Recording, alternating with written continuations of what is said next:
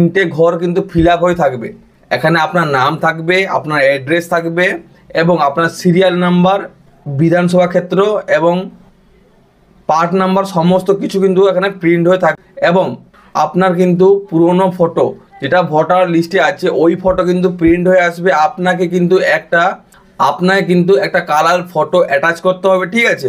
তারপরে কি করবেন, এখানে আপনার ডেট অফ বার্থ বসিয়ে দেবেন। আধার কার্ড দেখে হোক বা আপনার ভোটার কার্ডে লেখা থাকবে, আপনি কিন্তু আপনার জন্মের তারিখটা ওটা কিন্তু বসিয়ে দেবেন। এবং আধার কার্ড নম্বর, আপনার আধার কার্ড যে নম্বরটা আছে ওই নম্বরটা কিন্তু আপনি এখানে বসিয়ে দেবেন।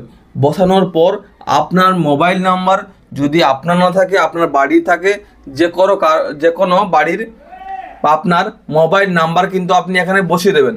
বসিয়ে দেওয়ার পরে ফাদার্স নেম, এখানে কিন্তু যেই ফর্মটা ফিল আপ করছেন যার নামে, তার যে বাবার নাম, তার বাবার নাম কিন্তু এখানে বসিয়ে দেবেন। এবং বাবার এপিক কার্ড নাম্বার মানে ভোটার কার্ডের নাম্বারটা কিন্তু আপনি এখানে বসিয়ে দেবেন, ঠিক আছে। মায়ের নাম, এখানে কিন্তু আপনি আপনার মায়ের নাম বসিয়ে দেবেন এবং মায়ের যে এপিক নাম্বার আছে ওই নাম্বারটা কিন্তু আপনি এখানে বসিয়ে দেবেন, মানে ভোটার কার্ডের নাম্বারটা ওটা বসিয়ে দেবেন, ঠিক আছে। তারপরে আপনি যদি মহিলা ফিল আপ করেন তো আপনি স্বামীর নাম বসাবেন, এবং যদি পুরুষ ফিল আপ করেন তাহলে কিন্তু আপনি এখানে আপনার স্ত্রীর নাম বসাবেন, ঠিক আছে। যাদের এখনও বিয়ে হয়নি তাদের এই ফর্মটা ফাঁকা রাখলে চলবে। তারপরে আপনি আপনার স্বামী বা স্ত্রীর কিন্তু এই যে ভোটার কার্ডের নাম্বারটা আছে ওটা কিন্তু বসিয়ে দেবেন। এইটুকুনি কিন্তু আপনাকে ফিল আপ করতে হবে, ঠিক আছে। এইটুকুনি আপনার ফিল আপ করলে হয়ে যাবে।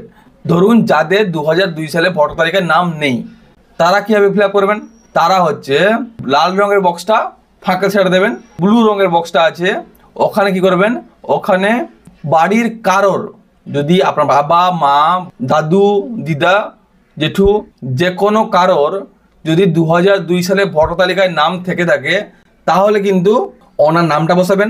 নামটা বসানোর পর এখানে কিন্তু এপিক নম্বর, ওনার যে ভোটার কার্ড নম্বর আছে কিন্তু 2002 সালে ভোটার তালিকায় কিন্তু পেয়ে যাবেন ওই এপিক নম্বর যদি থাকে ওটা কিন্তু আপনি এখানে বসিয়ে দেবেন। বসিয়ে দেওয়ার পরে রিলেটিভ নেম, ওখানে কিন্তু ওনার ফাদার নেম বা মাদার নেম যে রিলেটিভ যিনি আছেন ও গার্ডিয়ান ছিলেন তখন তার নাম এখানে পাশে লেখা থাকবে, ডান পাশে দেখতে পাচ্ছেন লেখা থাকবে, ওই নামটা কিন্তু আপনি এখানে বসিয়ে দেবেন। বসিয়ে দেওয়ার পরে রিলেশনশিপ মানে সম্পর্ক কি, বাবা না মা না অন্য কেউ, তো আপনি ওখানে বসিয়ে দেবেন, ঠিক আছে। রিলেশনশিপের জায়গায় আপনি ফাদার অথবা মা যা লেখা থাকবে ওটা কিন্তু আপনি এখানে বসিয়ে দেবেন, ঠিক আছে। এখানে ফাদার লেখা আছে তো ফাদার বসিয়ে দিয়েছি, ঠিক আছে। তারপরে আপনার জেলার নাম, জেলা কি আপনি যে জেলা থেকে করছেন ওই জেলার নামটা বসিয়ে দেবেন। বসিয়ে দেওয়ার পরে যার নাম দিচ্ছেন উনি কোন